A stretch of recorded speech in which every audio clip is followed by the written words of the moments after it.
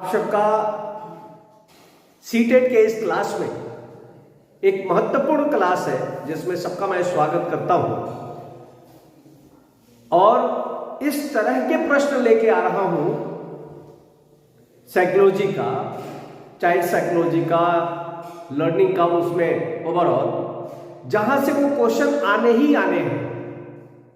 आप यदि इसको देख लेते हैं तो जो 30 क्वेश्चन आपको करने होते हैं उसमें बहुत ही अच्छी आपकी स्थिति रहेगी और बहुत अच्छे क्वेश्चन आप उसमें से कर पाएंगे। ये मेरा मानना है, जो मेरा अभी तक अनुभव रहा है।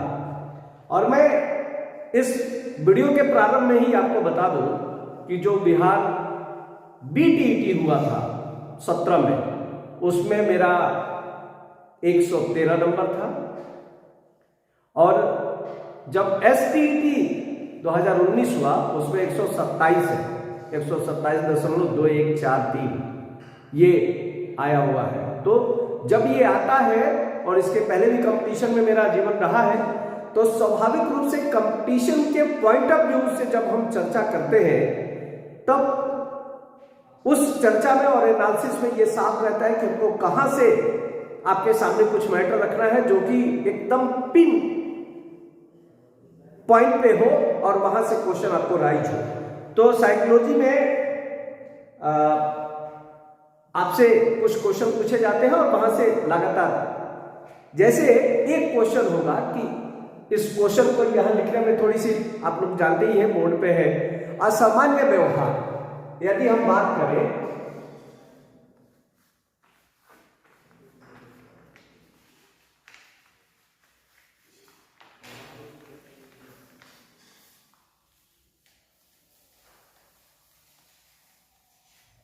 ये असामान्य व्यवहार का अध्ययन साइकोलॉजी के जिस क्षेत्र के अंतर्गत किया जाता है उसे मनोविज्ञान का कौन सा क्षेत्र कहते हैं, ये क्वेश्चन आपसे पूछा जाएगा। असामान्य बिहेव करने वाले जो लोग हैं उनसे संबंधित साइकोलॉजी में जिस क्षेत्र के अंदर अध्ययन किया जाता है उस क्षेत्र को क्या बोलते हैं, तो असामान्य मनोविज्ञान होगा इसका आंसर। असामान्य व्यवहार का अध्ययन असामान्य मनोविज्ञान के अंतर्गत करते हैं। अब एक क्वेश्चन और है और वो डॉक्टर मॉन्टेसरी से संबंधित है। डॉक्टर मॉन्टेसरी द्वारा प्रतिपादित जो शिक्षण पद्धति है, डॉक्टर मॉन्टेसरी ने जो शिक्षण पद्धति प्रतिपादित की उसमें मुख्य रूप से किस पर बल दिया गया है, ये आपसे पूछा जाएगा। अब इसको और भी पलट के पूछ सकते हैं, निम्न में से कौन सा डॉक्टर मॉन्टेसरी द्वारा प्रतिपादित शिक्षण पद्धति में शामिल नहीं है, यह भी पूछ सकता है। तो वहां से आप आराम से दे सकते हैं। पहले है कर्मेंद्रियों की शिक्षा,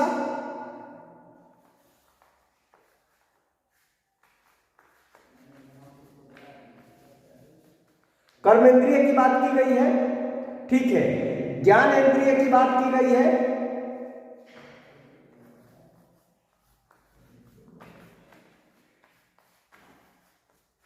ज्ञान इंद्रियों की बात की गई है। तो पहला कर्मेंद्रियों की बात आप लोगों को शायद दिखाई नहीं दे रहा होगा, ठीक है, इसको थोड़ा सूखा होना चाहिए था।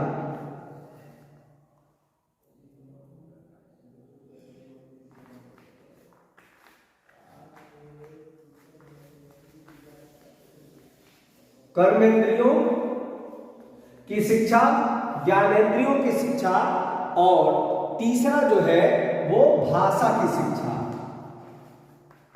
ये 3 शिक्षा का बात वो करती है अपने शिक्षा, जो उन्होंने मॉडल प्रतिपादित किया है शिक्षा का, उस प्रतिपादित शिक्षा में वो 3 प्रकार के शिक्षा पे जोड़ देते हैं, कर्मेंद्रियों की शिक्षा पर, ज्ञानेंद्रियों की शिक्षा पर और भाषा शिक्षण पर।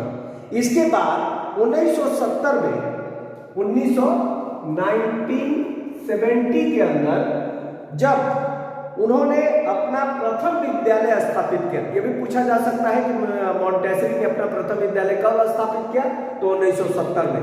1970 में जो विद्यालय उन्होंने प्रथम, जो फर्स्ट विद्यालय उन्होंने स्थापित किया उसका नाम था बच्चों का घर।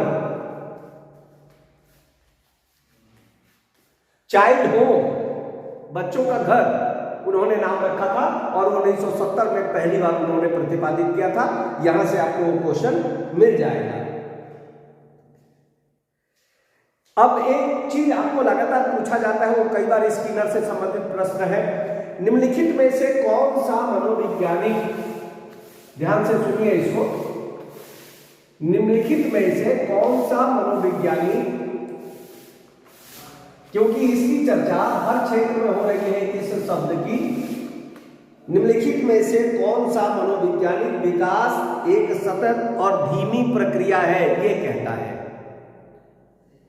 यदि विकास धीमा है लेकिन लगातार चलने वाली प्रक्रिया है, यदि ऐसा कोई आपसे क्वेश्चन पूछा जाता है, मतलब विकास लगातार चलेगा लेकिन धीमे गति से चलेगा, ऐसा नहीं कि बहुत तेज गति से चलेगा या एक बार तेज होगा फिर धीमा होगा फिर, ये वर्ड नहीं। यदि ये कहता है कि विकास एक सतत प्रक्रिया है तथा धीमा प्रक्रिया है, तो ये स्किनर बात कहते हैं।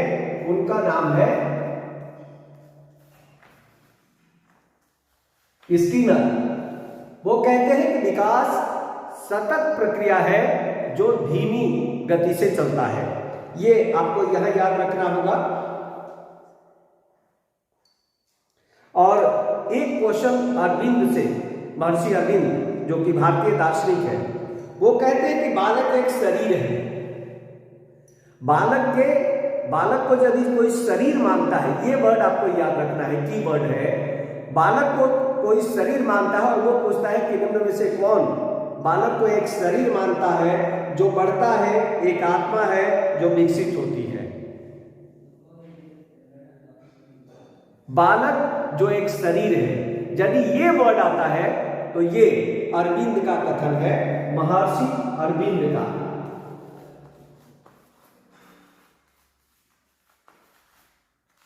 महर्षि अरविंद का ये कथन है, ये आपको याद है। बालक को यदि शरीर कोई वर्ड लिखा हुआ है तो ये की वर्ड है, इसी वर्ड को पकड़ लीजिए, देन आगे कुछ भी उसमें जोड़ा गया हो तो महर्षि अरविंद है। ठीक है। उसके बाद हम लोग ये देखें निगमन विधि क्या है।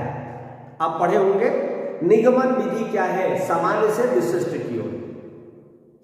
निगमन विधि में क्या है, सामान्य से विशिष्ट की ओर है। ठीक है। और इस तरह से हम कुछ क्वेश्चन को सॉल्व करने का प्रयास करेंगे। ठीक है। शिक्षण प्रक्रिया में निम्नलिखित में से किसका भली प्रकार ध्यान रखा जाना चाहिए। जब हम टीचिंग करते हैं, टीचिंग करते वक्त सबसे जो महत्वपूर्ण है उस पर हमको क्या ध्यान रखना चाहिए, इस तरह का आपके क्वेश्चन पूछा जाए तो आप जानते हैं यदि आपने सही रूप में बीएड किया है और आपको पढ़ाया गया होगा तो पूरी टीचिंग प्रक्रिया के 3 चरण है। कौन कौन है, ये एक त्रिभुज है। यहां आपको पाठ्यक्रम, शिक्षक और छात्र, ये केंद्र में है। इसी को देख करके पाठ्यक्रम तैयार किया जाएगा और ये पाठ्यक्रम के अनुसार शिक्षक जो है अपनी शिक्षण प्रक्रिया तैयार करेगा और तैयार करते वक्त इसकी बौद्धिक क्षमता का भी ध्यान रखेगा, इसके वातावरण का भी ध्यान रखेगा। मतलब इसकी बौद्धिक क्षमता कितनी है, किस प्रकार के वातावरण के से आया है, इसका मतलब है कि ये इसके सेंटर में है और सेंटर में ही रह करके वो अपनी शिक्षण, तो स्वाभाविक रूप से विद्यार्थियों की सक्रिय सहभागिता को वो ध्यान में रखेगा कि वो किस तरह की सहभागिता करते हैं। ये हम लोगों ने उस क्वेश्चन पे सॉल्व किए और मैं इसलिए आज आया कि मैं कल नहीं आया था और मैं एक चीज अध्ययन कर रहा था। मैं अध्ययन ये कर रहा था, कॉलेज की छुट्टी है इसलिए मुझे अध्ययन का अच्छा खासा मौका मिल गया था और आज भी मैंने दिन में अध्ययन किया है। और अध्ययन करने के बाद मुझे लगा आप सबका यदि सहयोग रहता है तो कल मैं दिन में 10 बजे से ऑनलाइन रहूंगा और मैं प्रयास करूंगा कि आपको एजुकेशनल साइकोलॉजी के ऊपर, चाइल्ड साइकोलॉजी के ऊपर कम से कम 50 ऐसे क्वेश्चन सॉल्व कराऊं सभी पार्टों को मिला करके जो अति महत्वपूर्ण है, और वहां से आपके अधिकतर क्वेश्चन, ये मान के चलिए कि यदि वो 50-60 के करीब क्वेश्चन होंगे, यदि वो क्वेश्चन आप करते हैं तो उसमें से 20+ आपके क्वेश्चन वहीं से आसपास से घूम के रहेंगे और आपको करने में आसानी होगी। सो धन्यवाद। और मुझे आशा ही नहीं बल्कि पूर्ण विश्वास है कि इस वीडियो को आप ज्यादा से ज्यादा शेयर करेंगे, जो 8-10 क्वेश्चन मैंने अभी कराए हैं, और जब उन लोगों के पास पहुंचेगा तो उन्हें भी इसका फायदा मिलेगा। आप ज्यादा से ज्यादा सहयोग तभी हम लोगों को मिलता है जब हम लोग हैं और आपको दिखाते हैं, इसको शेयर करते हैं, लाइक करते हैं, देन सब्सक्राइब करते हैं चैनल को। तो सो थैंक यू, आप सबकी शुभ रात्रि। और कल हम लोग 10 बजे 10:30 में, 10 बजे नहीं 10:30 में हम ऑनलाइन रहेंगे, और ऑनलाइन ही हम लोग 50 से 60 क्वेश्चन ऐसे करेंगे। मैं प्रयास करूंगा कि ये 100 में सिमट जाए, और 100 क्वेश्चन ऐसे हैं जहां से हम लोग आपस में बातचीत कर पाएंगे। So thank you.